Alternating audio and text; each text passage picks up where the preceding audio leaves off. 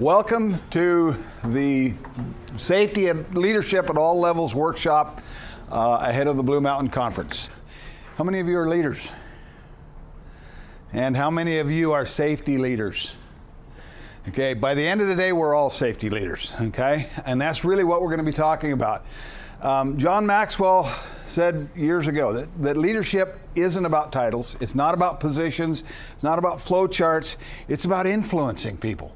And I think my co-speakers are going to reiterate this. It's about influencing people to do the right things, okay? John Quincy Adams said if your actions inspire others to dream more, to learn more, to do more, and to become more, then you are a leader. Okay, and if you think about it, does that mean that you have to be a manager to be a leader? No. We have leaders at every level of our operations, right? We have leaders that maybe are fairly new employees, but when they come on, people listen to them. They influence people, and they do a really good job of that. How many of us have leaders at work who are kind of anti-safety leaders? Has anybody ever, yeah? Some of those folks can be powerful safety leaders if we can get them on board. And how we get them on board is find things that is meaningful to them.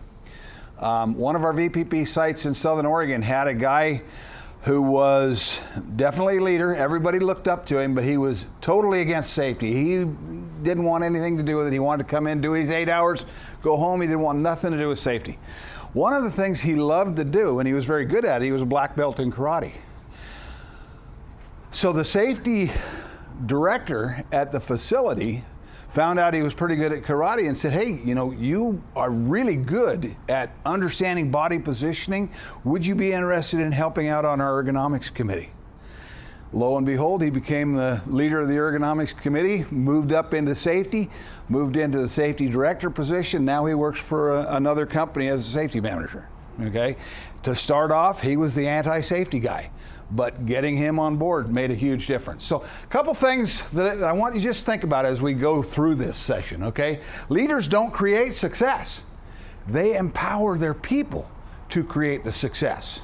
Okay, how many of you think of leaders as that person who's out there doing, moving, shaking, making things happen? Is that the position of a leader? Sometimes, yeah. Sometimes, but not always. A true leader is going to empower the people working for them and with them to make them successful. People, however different, when placed in the same system, tend to produce similar results. What does that mean? The system is what's going to make or break us, okay? We can take leaders, put them into a poor system, and it's going to take all the leadership right out of them. So it's the system that we want to look at. And so to make real and lasting improvements, we need to improve the systems and not the people. Okay, and that's really, really important. And that's a piece that a lot of quote-unquote managers don't understand. This is a slide that talks about leadership, all of the different benefits of an occupational health and safety management system. You know, we're going to have fewer accidents. We're going to have higher productivity. We're going to be compliant with the legal rules. We're better at being resilient, okay? We've got more commitment. A good, effective safety and health program can give us a competitive edge. And I've had companies in VPP and Sharp tell me over and over and over that these programs give us a competitive edge, okay? Our costs go down. Our reputation gets improved. But to have a good safety and health management system, we've got to have leadership to help that system excel, to help that system improve, okay? We can't just turn it loose and expect it to take care of itself, okay? How many of you heard of the 85-15 rule? Basically saying 85% of the problems in any organization are really within the system. Our processes, our structure, the practices, the things we do in our organization, most of the problems lie within that system, and they're the responsibility of management. The system is the responsibility of management, while only 15% of the problems lie within the worker. Yet who do we spend most of our time time trying to fix. Okay? And I see heads nodding up and down. It's not just my experience, okay? If you put a good person into a bad system, the system's going to win. Most of the time, the system is going to win. And this obvious truism has been proven over and over and over again, okay? If you put a good person into a bad system, the system is going to win every time. So it comes back to, we really need to think about improving our system, making our system work better. Okay? Organizational success depends on a lot of things, including the ability of our workforce to do the job safely, to do the job correctly, and do the job efficiently. Okay? Workers and line supervisors, wherever we're at, understand the best way to get the job done because they do it day in and day out. Okay? They get it. They're the ones that are in it up to their necks or over their head, but they're in it each and every day. There's often a gap between how managers look at the jobs and the tasks and how employees look at the job and the task, okay? What we need to try to do is understand that gap, identify that gap, and this was shared with me a few years ago. Jim Howe shared this with me, and he talks about two ends of the stick. So we have the sharp end of the stick, that's where we do the work, right? And then we have the blunt end of the stick. The sharp end of the stick is the workers. This is where we're getting the work done, okay? This is where we're making things, we're modifying things, we're selling things, we're getting stuff done on the sharp end of the stick. On the blunt end of the stick is our management, our executives, the folks who are planning how the work should be done and setting the rules up, okay? So they look at the same thing in different ways. And Jim called this sharp end thinking and blunt end thinking, okay?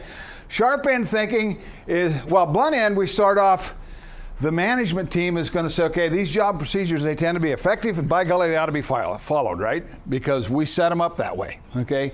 Sharp end thinking, we got a job to do.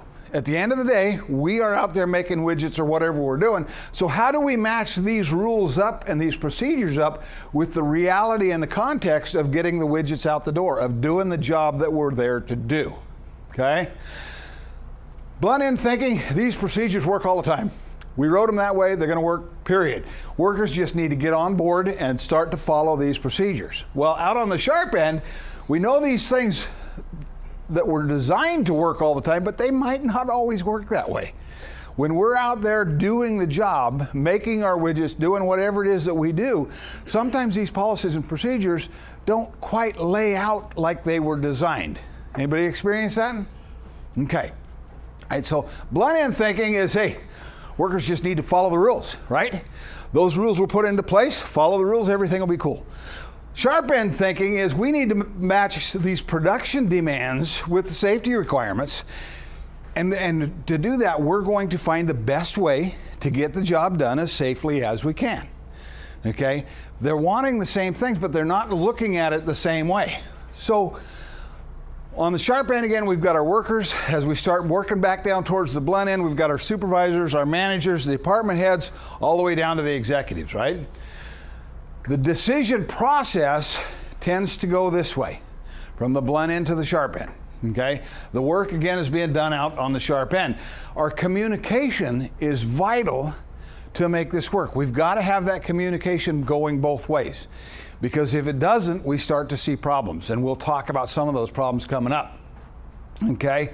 So the worker understands the work as something not really straight, okay? We got production demands, we've got all of these different things that come into play, and so the workers look at the work different than management looks at the work. Management tends to think it's going to be just straight line, okay? So which of these is right? We need to understand that both of them are actually right from their perspective, and we want to try to close that information gap, okay? And I think if this works right, which is more accurate? Which of these reflects better the way the work actually gets done on in the floor? Blue line or black line? Blue line. Everybody kind of in agreement? And Does that mean that management is wrong? No, not necessarily. They're planning this out, and they're planning it out in a kind of a linear platform, but the folks that are actually doing the work see that they've got to deal with all these other pressures that are coming in, right? You got production pressures, you got all of these different things that makes that line start to get a little bit wavy. Does that make sense? All right, so to fix it, we need to close that gap. First of all, before we can close the gap, we need to know that there's a gap there. Okay, we need to recognize it, because if we ignore it, we'll never get it taken care of. We need to do something about it. Okay, first thing we need to start doing is stop blaming and start asking the right questions. And I'm going to get a little bit more into this blame thing, but we need to determine how to do it correctly, not just why to do it correctly, and try to fix the work. Try to fix the system and not the worker. And I can't tell you how many times in my career with Oregon OSHA that I have gone in and read an accident investigation, and the fix was to retrain the worker. And I can guarantee you that will never fix the problem, okay? Because if one worker does it one way and gets it wrong, and you retrain that person, somebody else is going to come back in and do it wrong again. Okay, we need to fix the work, not the worker. Okay, to do that, we need to create an environment of learning, right? What are the precursors that led to this accident, that led to these deficiencies? What are those things, and fix them? And we need to, first and foremost, understand that humans are inherently unreliable. And that's a scary thought, I know, but it's true. Okay, and I was actually able to find a picture that expresses that. That's going to come up later, I guess. Because it talks about management controls are only as effective as the system that supports them. It's always better to eliminate the hazards so you don't have to rely on management controls, because they tend to work only as long as employees behave. Okay, and I talked about it. Any system that relies on human behavior is inherently unreliable. You agree with that? Disagree with that? But it's also why, if you agree with that, that's also why you have the misconception on the front end of management versus employees, because where the breakdown sometimes occurs is in the application of the system, not necessarily in the system Not itself. necessarily how the system was designed, but how the people are making the system work, right? Yeah. And take note, this is what I want. I want you guys to be interjecting all the way through this, because if you guys have to listen to me pontificate for an hour and a half, it's not going to be as much fun as if we're sharing back and forth, okay? This is the picture that I found. Human nature summed up in one picture, okay? Inherently unreliable. That's what people tend to do. I mean, don't climb on, play, or around the pipe. Yeah, how many people are on the pipe versus how many people are in the water? That's just what people tend to do, okay? So, Conklin said, workers are as safe as they think they need to be without being overly safe in order to get the job done. Agree? Disagree? How many agree? Okay, most of us, and I think that's true. Most workers are going to be as safe as they think they need to be without being overly safe, because what does overly safe mean to most of us? Loss of productivity. We're wasting time, right? So without being overly safe to get that job done, okay? The real enemy of safe operations is what they call dogma. Okay, a system of beliefs. When we believe we know the answers, we stop asking questions. Again, human nature. If we can't define the problem, we tend to ignore the problem. We tend to pretend that the problem's not there. Okay? Human nature. We're really, really good at that. Okay? We agree with this? I'm seeing heads. Nobody disagrees? Okay. This is some more stuff from Conklin. He talks about the old view of safety versus the new view of safety. The old view is that human error is the cause of accidents. Accidents happen, we can always go in and blame it on somebody, okay? The new view is human error is a symptom of the problem, but it's really deeper inside a system. There's something in our system that allows the human error to be made, okay? The old line of thinking was to explain the failure, we got to do an investigation and find out what failures happened at different places in the system. The new view is to explain the failure, don't try to find out where people went wrong. We need to try to find out where the system went wrong. The old view is these investigations, we're going to find inaccurate assessments and bad decisions that were made so that we can what? Blame somebody, right? So if I'm pointing a finger at you, Brandon, how many fingers are pointing at me? 3. Okay, and that's something we really need to think about when we're blaming, is that when we're pointing at somebody else, a lot of the problem is going to be lying with us. Okay, the new view, instead of trying to find out where the people went wrong, let's find out how the actions that they made at the time, given the circumstances that were going on in time, why did it make sense? Okay, that's where we need to make the fix. It's not the people. We don't want to sometimes we need to retrain, but the fix is not to retrain the people. The fix is to try to figure out why the people made the call that they made and fix that, okay? Unfortunate reality, most organizations tend to take this really knee-jerk approach. Something happens, we've got a knee-jerk reaction, we're going to blame the employee that committed the error, okay?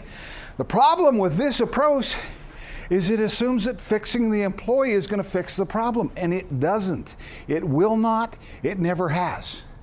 How many of you have seen over your courses of employment the same thing, the same injury, the same failure happen over and over again with different people? Okay? The people are interchangeable. It's the system that allows it. Remember we talked about early on, the system, a good person into a bad system, the system's going to win every time. Okay? We need to think about how we can fix that system. Fred Manuel says an organization cannot improve its processes if it thinks that the people are the problem. Not going to happen. If we're scapegoating on the people, we'll never fix the real problem. Deming said that process accounts for 96% of failures and individuals account for 4%.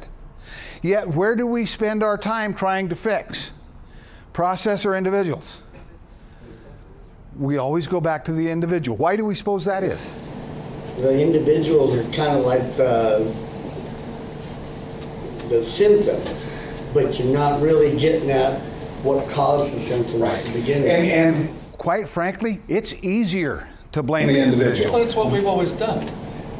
When you think about it, when you look at the process, most organizations, whether they're small mom and pop grocery store or the Department of Corrections, State of Oregon, they don't understand how to evaluate processes. They understand how to evaluate people. Because we're good at that. We've been doing that since we were kids in the playground, right? Yeah, and that's where the mistakes come in, is because they don't understand how to evaluate your processes. I think it's more basic than that. You think it's more vicious? No, I think it's more basic. More basic than that. We've been raised since the time we were children that someone is at fault. Even our religious systems do the same. You guys hear this? We all know stories of somebody who something happened and we can evaluate it until the cows come home and it's not really their fault, but if they were standing there, it's their fault. Right. Somebody has to end up getting it dumped in their lap. And you're right, it is our system that has perpetuated this for most of our adult lives. It's a definition of what it means to be an adult. Yeah. So it takes us back to leadership. And leadership is what's going to inspire, again, our people to do better. Leadership is an art, okay? Leadership is something that some people are born with it, but most people learn it, okay? Most people learn these leadership traits, okay? And they learn it by mentoring. They watch, they learn, they listen, they absorb. How many of you have a mentor? Somebody that you kind of look up to, kind of follow following their footsteps, so to speak, right? The best safety professionals, the best leaders that I've ever known have always had a mentor or somebody that they watched and they learned, okay? Leadership has to be demonstrated. Leadership is a commitment, okay? Leadership is the ongoing pursuit of whatever that cause might be. And really, what makes a good leader is caring. caring for the people who are doing the work, okay? Leaders are always looking for ways to get better. Leaders are never satisfied with where we're at. We're always looking to see how can we get better, how can we improve, how can we make it better for everybody that's working with us, okay? You're not a leader until you've produced another leader who has produced another leader who has produced another leader. So it doesn't stop. It's continuously growing. I tell people all the time I've got the best job in Oregon OSHA, and I truly believe I do. I get to work with the companies that are doing the right things for the right reasons, and I get to watch some really incredible feats that these companies do. And one of the things that continues to amaze me is how these companies that are leaders already are grooming new leaders. Okay, they're bringing up folks from the line level. They're picking these people that have some kind of gravitas or have the right attitude, and they're starting to groom them in, get them onto the safety committee, start moving them up the line, knowing that down the road, senior leadership is going to be pulling out and we need new bodies coming in. That's one of the things I think makes these companies very, very strong. Now, leaders got to have some management skills. We agree? Okay. We need to understand risk awareness, right? We need to understand what are some of the vulnerabilities that we have in our processes and how we're doing things. Should a leader maintain wariness? Sure. We need to understand that if we don't address these risks, if we don't address these hazards, they're going to come back and bite us. I mean, they do that. That's what they're designed to do. And so we need to anticipate things. We need to anticipate that risk is going to change. As we make improvements here, that risk might go down, but other risk might get a little bit higher. And leadership needs to understand that. It's also where the change occurs the most, simply because you do something well for a long time and you have very little injury, very little of anything, and you tend to forget that these risks are still changing. And we start to let our guard down, right? Exactly. It's complacency. And it's also just the idea that as we've gone through, this has worked. It'll always work. How many of you heard that before? It's worked before, it's going to work again, right? It always works. I haven't gotten hurt yet. That's right. So it must be safe, right? And I don't know if it's in this presentation or other presentations that I've done, but if we do a task unsafely and get away with it, what does that tell us? It's okay. I got the job done faster this way than I would have if I'd done it safely, so it must be okay, right? Not always, okay? Emphasizes proactive techniques. What does that mean? What is a manager emphasizing proactive techniques? What kinds of techniques are they emphasizing? What kinds of things do you do at work to get ahead of the game? Well, it's all like the first line, risk awareness, rather than reacting to injuries and problems, seeing them before. Understanding that they're there, doing those things that we need to do to get out in front of it. Having employees doing hazard assessments, doing hazard hunts, doing inspections, doing job safety analyses, doing those things to get out ahead of, rather than how many of you worked for that guy who waits until something happens and, oh man, we got to run in and fix everything so it doesn't happen again. And then we sit back and we wait. Something else goes wrong. Now we're going to focus our resources reactively as opposed to proactively. Management skills. Management needs to understand the value of safety. Okay, safety really needs to be a value, a personal value, as opposed to a priority. What happens to priorities?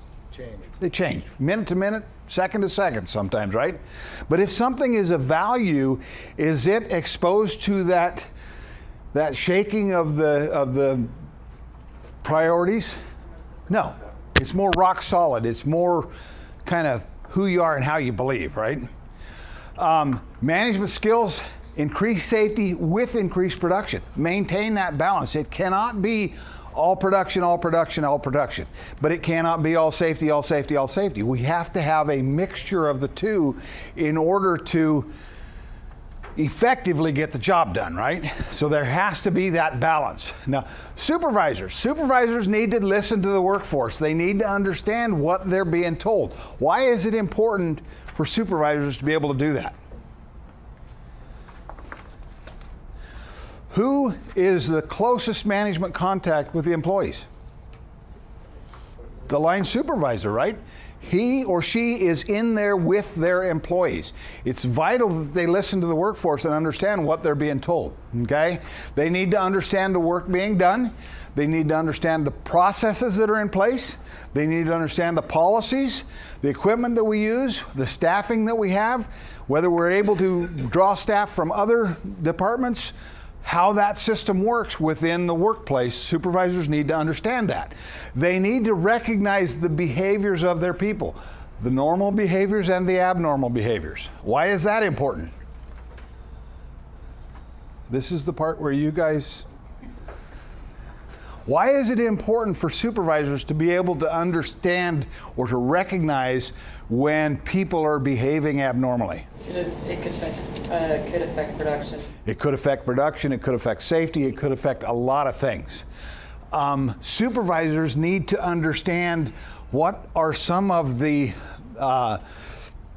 indicators of overexposures to some of the chemicals or the processes they're working with.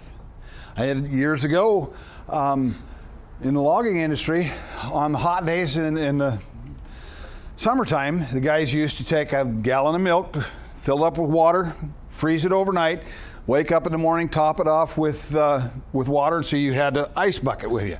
Well, this guy, they were down in Southern Oregon, it was by 10 o'clock in the morning, it was already 98 degrees. The kid had already drank all of his water. By 11 o'clock, he's starting to get argumentative with his supervisor. His supervisor fell right into it, got argumentative back with him, and sent him to the landing.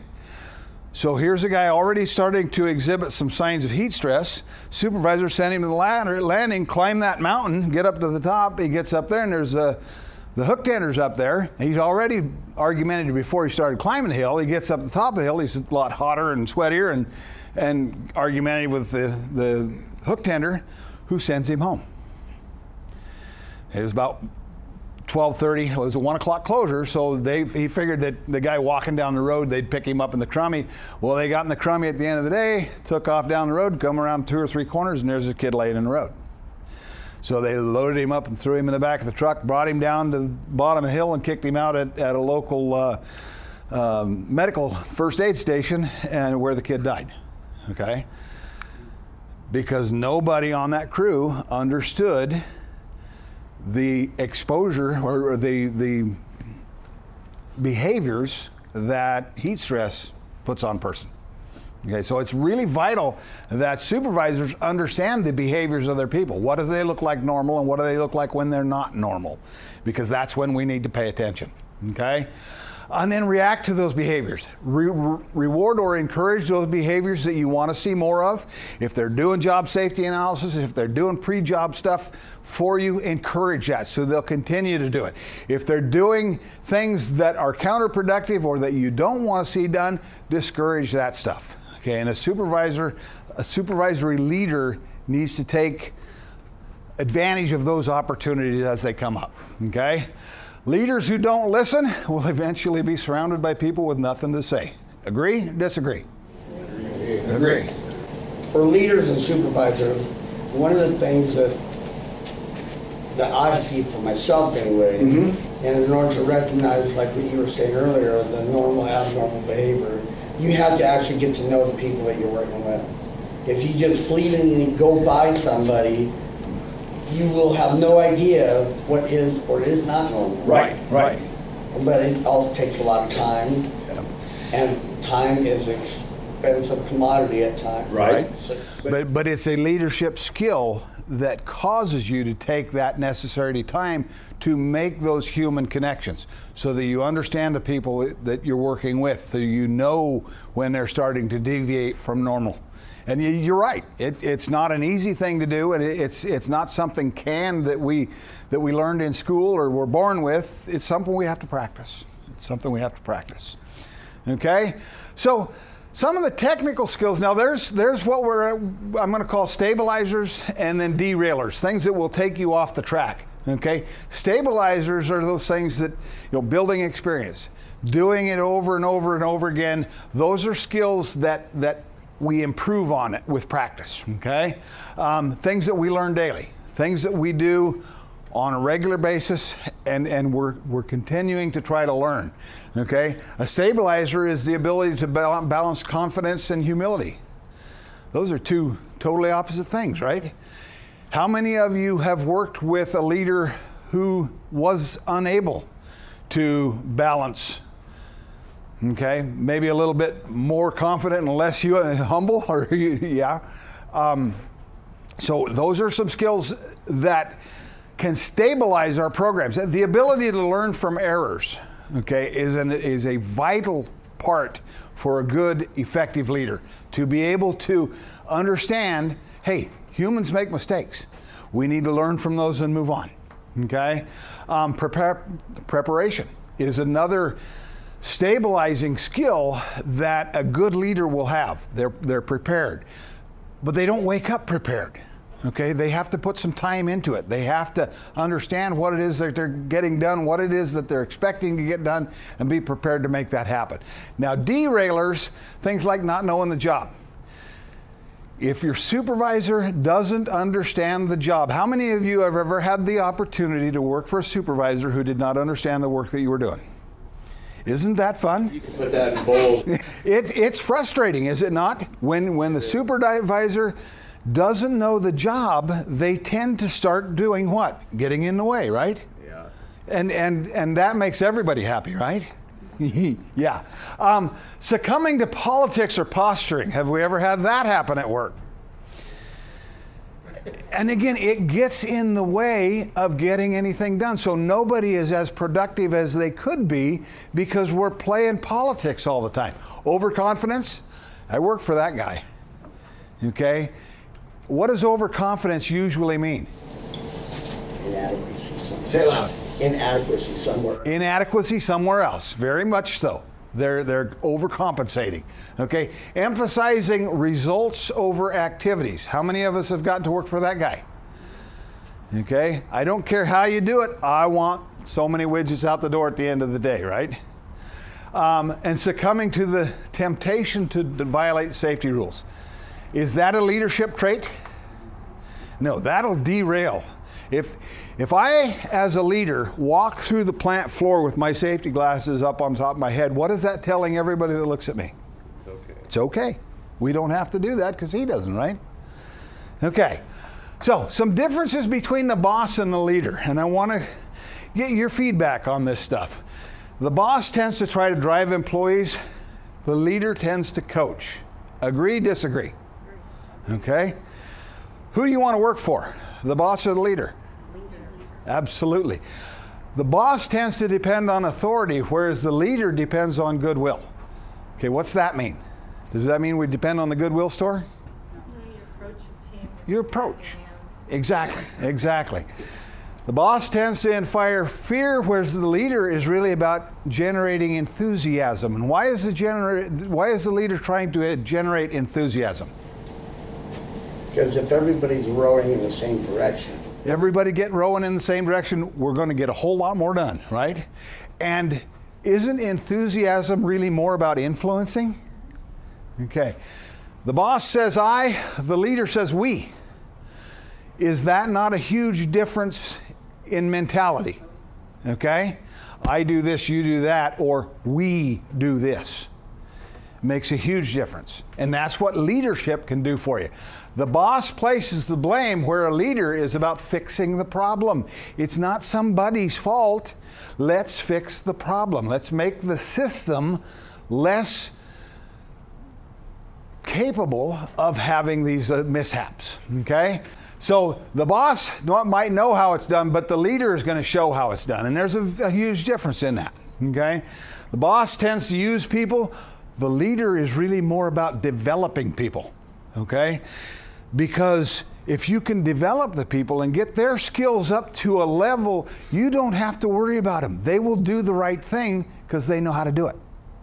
Okay, and that's one of the things that I've tried coaching supervisors and managers for years and years and years. You need to understand that once you get those people knowing what they're supposed to do and doing the right thing, then for the leader, it's about pointing direction. It's no longer about pushing and cajoling and trying to get people to do the job right. Let them do the job right, and let's all get it done together. People are threatened by that. Some They want to be the only ones that know how to do everything. Some of these guys are very threatened by that. Okay, why do you suppose that is? It's a great observation. They want to be important. What else? What's some of the difference between this guy and this guy?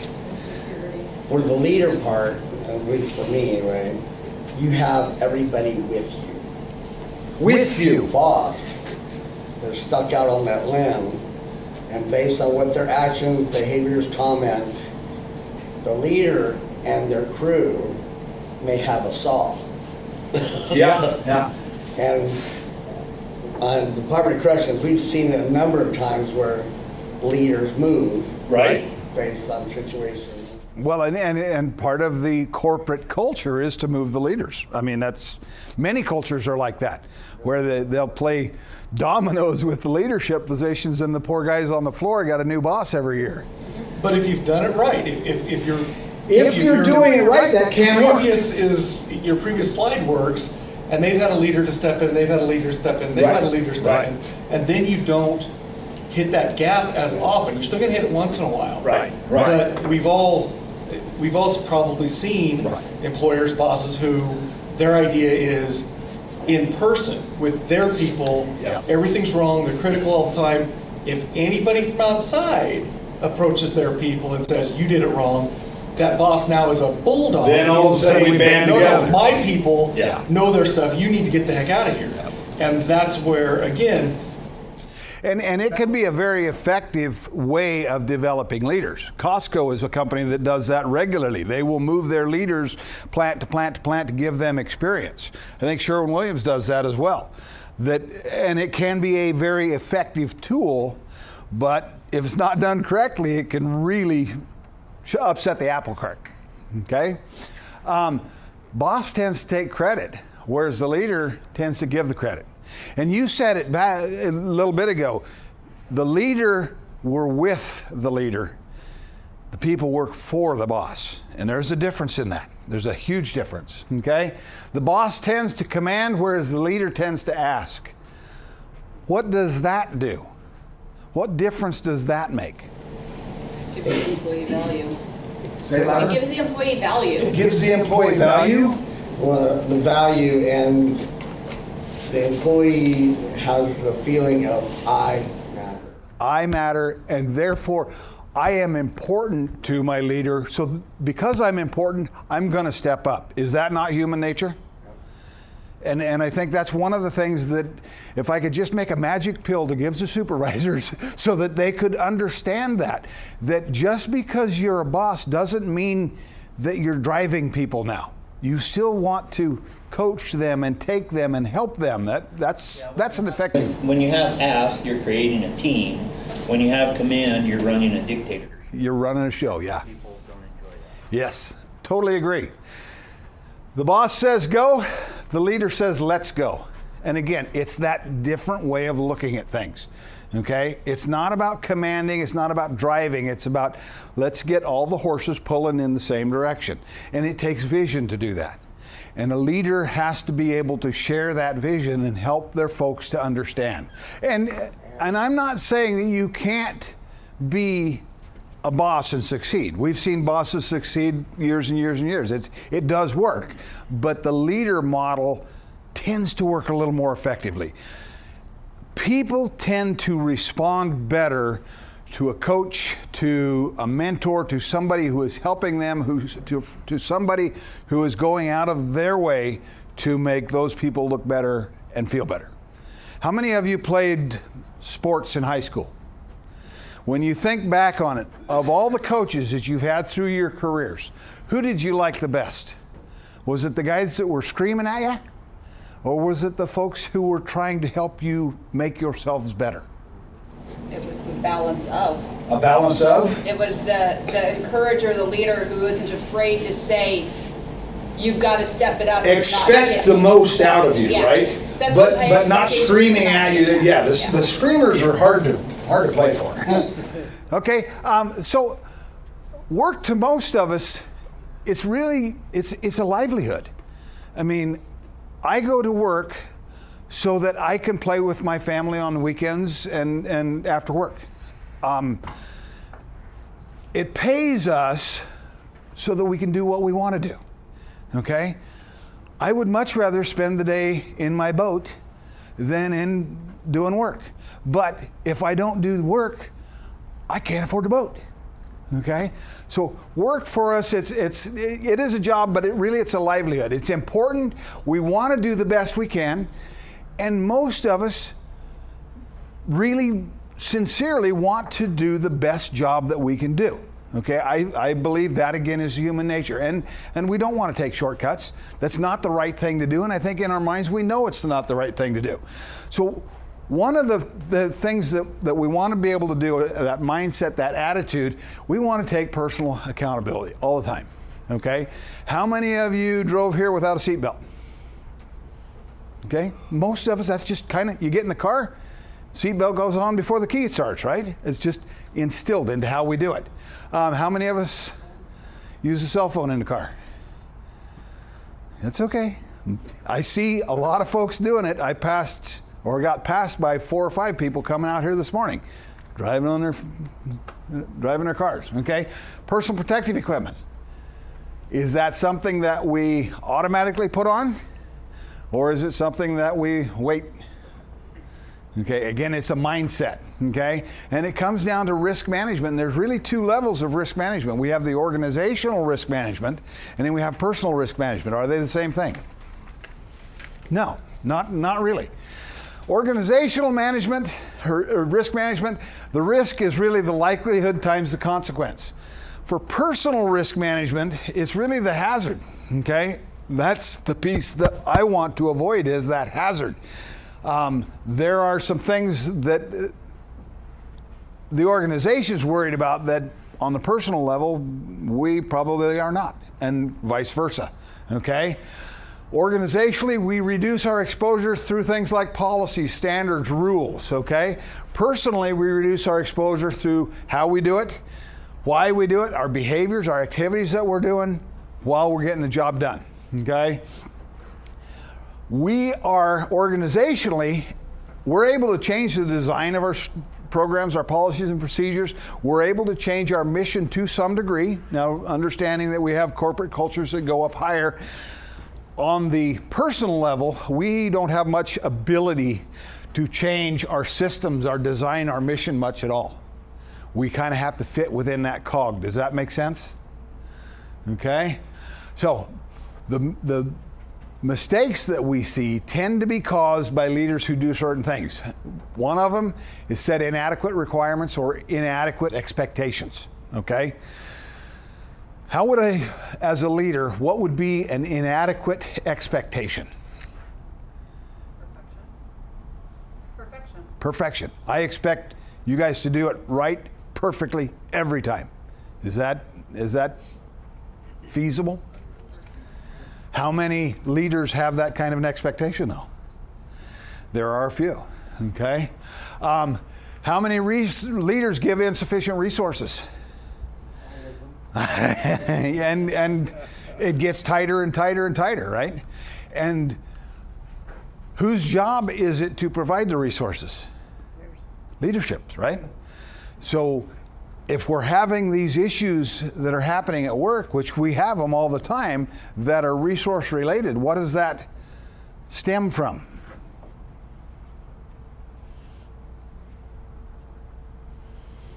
Okay, go ahead. It could be budget. It could be budget, it could be politics, it could be a lot of different things, okay? One of the things I've learned over the years, never underestimate the ingenuity of the American worker. If you tell the American worker to get this job done and don't provide them with the jobs to do it safely, what are they going to do? They're going to do it unsafely. Okay? And so it's leadership's job to make sure that the tools are out there, the resources are out there. How many leaders exceed their reach? How many leaders get into situations where they've not had the training for, they don't have the understanding, and what happens? Things go south in a hurry, right? Okay? What would happen if we didn't have an accountability system in place or it wasn't followed? Have you ever worked for that individual who played favorites? It's okay if some people do something okay, but by golly, you better not do that. So what does that do to the culture within the workforce? Fun place to work? Morale starts to dive. What happens to production when morale takes a dive? Goes up, right? Okay, yeah. How many leaders do we have who don't understand people? They're not really leaders, are they? They're bosses, okay? And we have a boss that doesn't understand people, makes it hard to work for them, okay? How many of you heard of this before? That the team will take on the persona of the leader. Very much so. Leadership is a powerful, powerful position, okay? The team will take on that attitude, that persona of the leader, okay? So what we want to try to do is create a culture of understanding within the workforce, okay? So that everybody understands the benefits of reporting near misses, why we should do this, why it's important, and more importantly, feels unthreatened to do so. Why is it important that people are comfortable with reporting hazards, reporting near misses? If you look at the root cause of whatever the incident occurred, you're not putting the blame on the person. Right. So you become more free and feel a lot more confident to... You want to teach us? You're doing great. I'm loving this. I'm loving it. And you're exactly right. It's about making sure that we're all on the same team, that we're all going in the same direction. And when we see these near misses where nothing happened, we point them out to leadership so that leadership can do something about it, so that they can address that and make that problem get fixed. Okay? It's really a lot more than saying, oh, you got to report accidents. Okay? You've got to make it, as a leader, you've got to make it safe to report the accident so that people aren't threatened by it. Because if I report an accident or a near miss to Brandon and he yells at me and blames me for it, am I going to report anything else to him? Not on your life. It's just not going to happen. What that leader has effectively done is closed off that communication line. Okay? It really requires a very measured, a very honest approach to evaluating those existing practices and then adjusting them so that it's safe to report hazards, it's safe to report near misses, it's safe to report these things that we need to know if we're going to make the workplace safer. Okay? And so it's talk about a culture where it's okay to do this. So if Brandon, now shoes are on the other foot, so Brandon's working for me and he reports a hazard to me as his leader and I ignore it and go off and do something else, what did that just do to Brandon reporting anything else to me? Killed it. Exactly. He doesn't care. Obviously, he doesn't care. I told him about this situation and he turned around and didn't do anything about it. Okay? Whereas if Brandon reports something to me and I get it taken care of and close the loop with him, is he more likely or less likely to report another situation? Way more likely. Okay, and so that's what we're talking about with this culture of understanding. We understand that we're on the same team, we're all in this together, like Red Green said, and we need to support each other. Okay? We've run into that too where, we try to change the way that people look at their situations. I mean, we have a plant that's kind of old and it's tricky trying to figure some stuff out. And if they've done something a certain way, all these years, it's starting to come around that, okay, we know that this isn't the way that we should be doing this. Some people are afraid to come forward and ask for help to figure out a better way or get the equipment that they need or whatever, because they're afraid of getting in trouble because they've been doing this like this for the last 20 years or whatever it is. So we really try to stress to them that, hey, if you come to us to improve a process or an area or whatever, that's not how we're going to look at it. We just want to help figure out how to that make it better. information so that we can make it better. Because a lot of times it's just a matter of spending money that nobody else would spend before on equipment or... And in some cases, simply because they didn't know. Right. I think that's a great tool. I've seen companies where when you come on, let's say you come in to work for me, and so I'm going to train you to do this job, and I'm going to pull the JHA and the SOP for that job, and I'm going to have you study that, and I'm going to have you work with somebody to learn the job. But before I cut you loose on the job, I want you to write me a JHA from scratch. So what does that tell me about the training that I give Brandon if he's writing me a JHA? He understands. It lets me know whether or not my training was any good. Okay, what happens if Brandon come from a different outfit where they did something slightly different and actually it's better, and he adds that into the JHA? He's improved the JHA for everybody that works for me.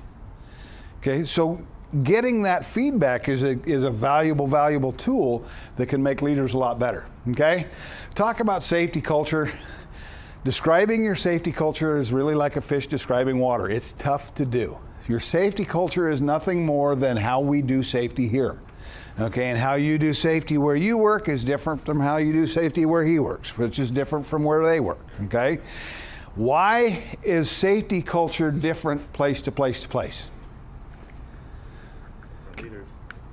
We had, at one point in Oregon, we had 3 Georgia-Pacific warehouses in VPP. They all were managed by the same guy and the same leadership team.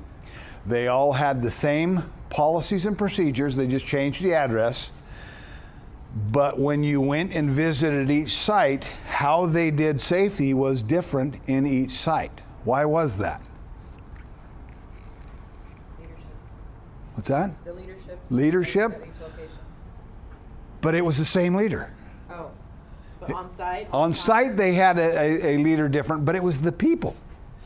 It's the people that makes the culture. Okay, and you guys have seen it within the corrections. Your different facilities are not cookie cutter, are they? Not even close. But do you have the same policies and procedures for how to do the job at the different locations, right? Because they came out of Salem. Okay? And they're the blunt end of the stick, right? Do they work just like it's written in each and every case? No. So who gets to translate that? Is it leadership or is it the folks on the floor? It's the line workers. It's the people. Okay? And that's what makes your culture. Leadership is important because the culture follows leadership. We had a slide a second ago that said that the team takes on the persona of the leader. So the employees will start to take on the persona of the leaders that they work for. And that starts to turn into the culture, how we do things at work. Okay? All right. So again, the safety culture is simply how we typically do safety here. And guess who influences the culture? Okay? It's the people. How many of you have heard your company say our employees are our most valuable resource? Okay, we've all heard it, right? How many of your companies actually live it? Not quite as many, all right? But if you think about it, what is the most valuable asset that any company has? It's their people. Okay? It's their people. And people won't achieve their true potential unless there's effective leadership that's helping them along. So the parts are very much entwined. Okay? So management has to provide the direction and provide the resources so that we can move the same direction, so we can get all the horses going the same way, right? But since the employees are the ones who are most likely to get hurt at work, we gotta have them involved in safety. We've gotta have them involved in driving that safety program. And I've talked about for years, the best safety management systems that I've ever run across are invariably management-led, but employee-driven, okay? And leadership is what enables employees to drive.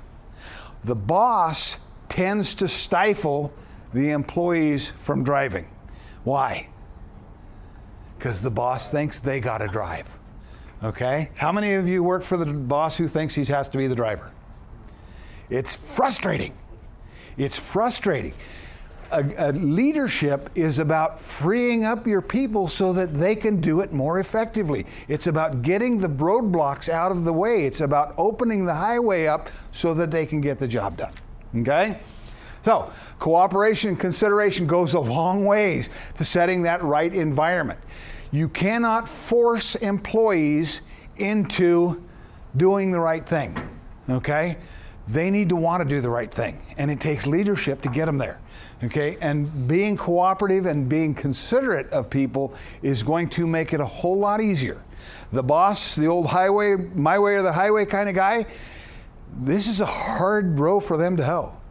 This is not what they believe. This is not where they come from, okay? And my way or the highway works, right?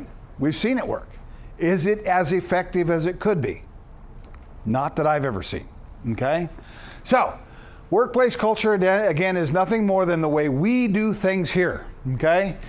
To improve the culture, we need to do a few things. Number one, we need to rebuild and communication and trust, okay? We do that by sharing the knowledge. This is what we need to do. This is how we need to do it. This is why we need to do it, and get everybody on board so we're all on the same page again, so all the horses are pulling in the same direction. We can move a lot more if we're all doing the same thing than if we're all going our own directions, okay? Share the vision. What do we see? What are we trying to aim at? What are we trying to accomplish? Sharing that vision, share that enthusiasm so that we're all on the same page again, all working the same direction. Most importantly, do what you say you're going to do. If you say you're going to do something and don't do it, you're probably a boss and not a leader, okay? Quickest way to shoot yourself in the foot is to say you're going to do something and then don't do it, okay? So we talk about what a positive safety culture, yes sir? Going back to the other slide, the other piece of it is share with your people your motivation for doing it. Why we're doing it. Why are we doing it? It's not as simple as Absolutely. just say this is our knowledge vision, but sometimes and your people tend to know whether you're doing it to, say you've got a project within a project, whether you're doing it to show somebody else up. When you have negative motivation for that, your people tend to recognize that and respond accordingly. It shows up like sore thumb, doesn't it? Yeah, it definitely stands out. Because at the end of the day, when we get into those situations where we don't have policies, we don't have procedures, we don't have written rules that say how to do this, have we ever run into those? Okay, what takes over then is your culture. Your workplace culture is what's going to get you through those moments where we don't have written policies or procedures in place. Okay, so our culture is vital. Okay, talks about what a safety culture positive looks like in action. We've got a system. Within that system, it tends to be management-led. Okay, it tends then again to be driven by the employees.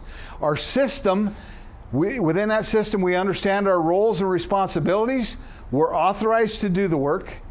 We're competent. We've got the training that we need so we can do the job correctly. Our priorities are balanced. Again, it's not all safety, safety, safety. It's not all production, production, production. There's a combination, or there's a balance there.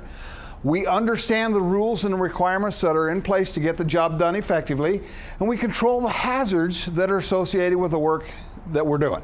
Okay, and so that's within our system. Then that system then becomes self-sustaining, and together within the system, we understand the work, we evaluate the hazards associated with the work that we're doing, we put in place controls to control those hazards, to prevent the hazards. We work within the controls that we've identified and we've created, and together we provide each other with feedback. Okay, and so that's what a positive safety culture will look like. We're continuously improving. We're never satisfied with where we are, okay? For this to work, where does leadership fit in?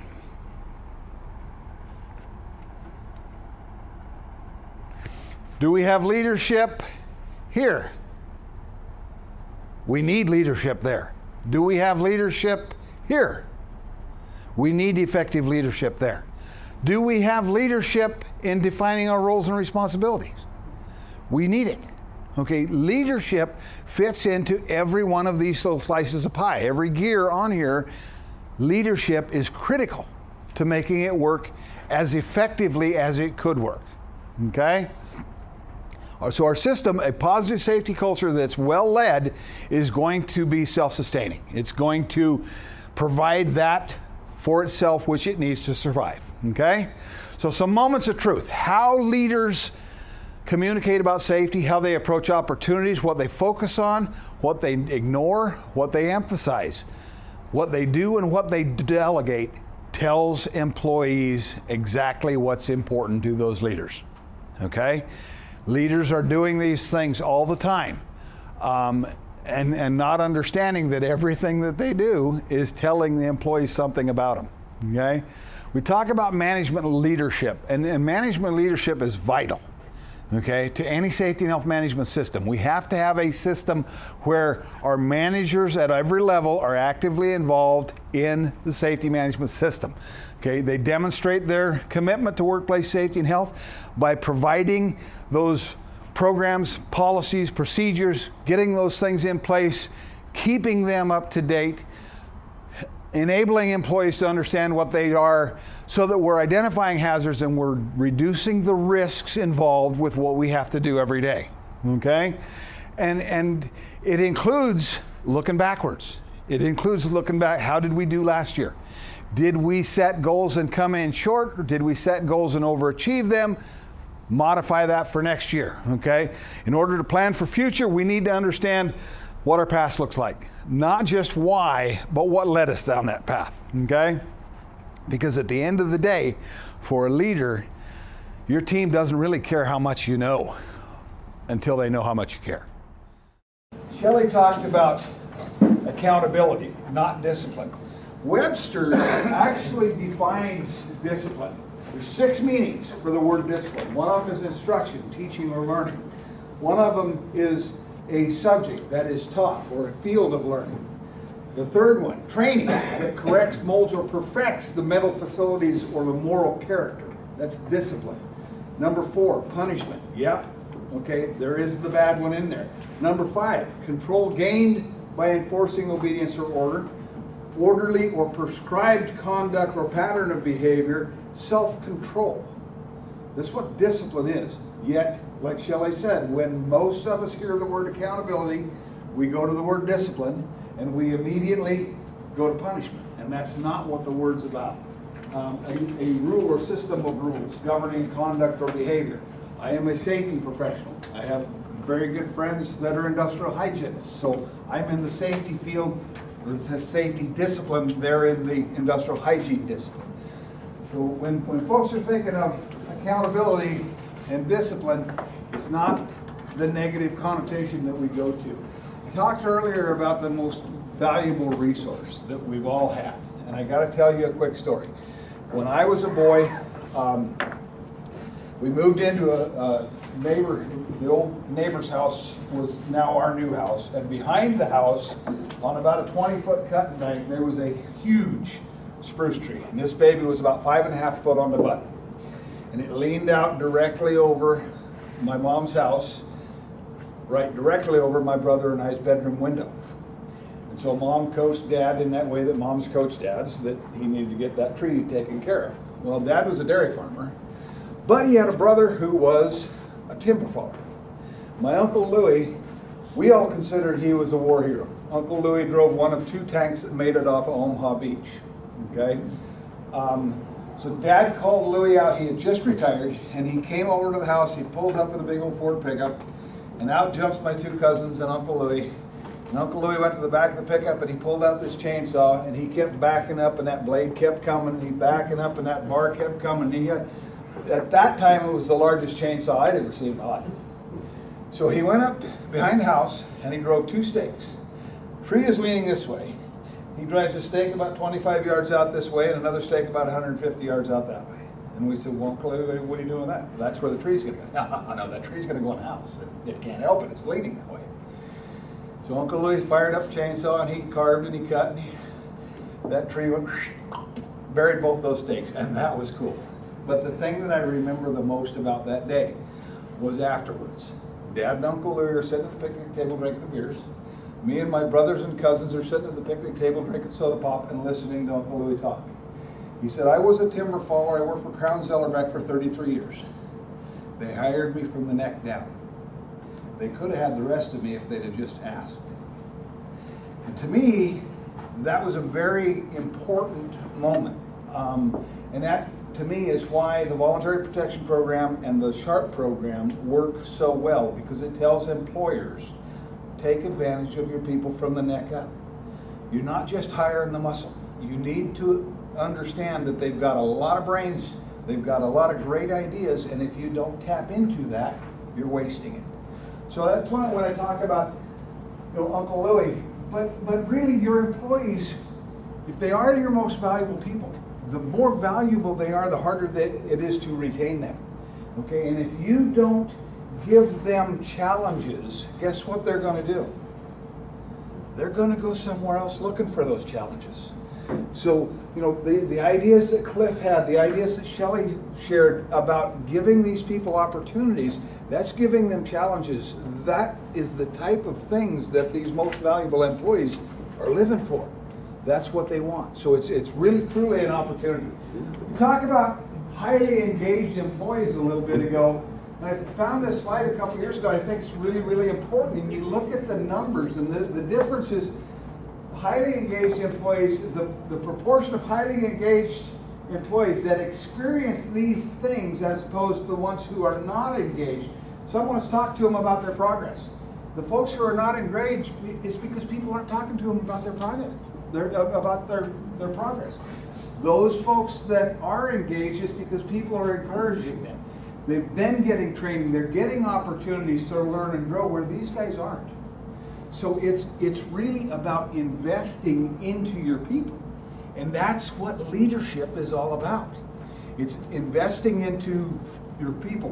We heard both Shelly and Cliff and Sheila talked about developing the workforce, continuing to be ready for the future, that continuity planning. This is how you do it. This is exactly how you do it. And I wanted to kind of touch on this before we get out of here. The last thing that I want to talk about is, we talked earlier about blaming. And when we talk about, if I point the finger at somebody, 3 fingers are pointing back at me. And they call that the blame cycle, okay? And this is from the Department of Energy, or Human Performance Improvement. So the blame cycle starts with, we have human error, okay? Something goes wrong, somebody made a mistake for whatever reason, okay? In the blame cycle, then that person is counseled, they're disciplined, they're kind of in trouble because they made the mistake, okay? So we've gone through that process. Now, is that person going to be more trustful or less trustful of management now? Okay, because we've gone through this process, probably we've got the reduced trust. That then is going to lead to less communication. The less communication then translates into management being less aware of what's going on out in the field. Okay, management being less aware, not knowing that these hazards are out there, so these hazards are starting to persist. They're out there unbeknownst to management because the employees aren't sharing it. Okay? They're not being taken care of, then those flaws precurse or lead to another human error. And so this blame cycle just continues. Okay? If we could do it another way and start to turn it into a learning cycle, we can start again in the same place with the human error, but instead of somebody getting in trouble, now the organization's gonna react positively. We're gonna talk about how can we change the system. We're not gonna be putting the blame on anything. We're gonna be trying to fix the system so that it won't happen again. Fix the system so the employee doesn't have to make the call, okay? So now the employers are more confident that they're gonna be treated fair. That then increases their trust, which means we're going to start sharing the stuff that we're seeing. Now management is starting to be more aware of the conditions that are going on out in the field. We're aware of them, now we can start to do something about it. We can fix those failures and those latent behaviors that are going on. So now we're having fewer things that are leading to human error. So having a learning cycle is way more effective than having a blame cycle. Yet, entirely too many companies default to the blame cycle, okay? But I just wanted to kind of close this out talking a little bit about that. You've had plenty of time to fill out your forms. Please leave them on the back table as you go out. Enjoy the conference tomorrow. There's a lot of good stuff available for all of us. If you can do nothing more than take one thing out of every class you attend back to your workplace, the conference will have been successful. Thank you for coming. Thanks.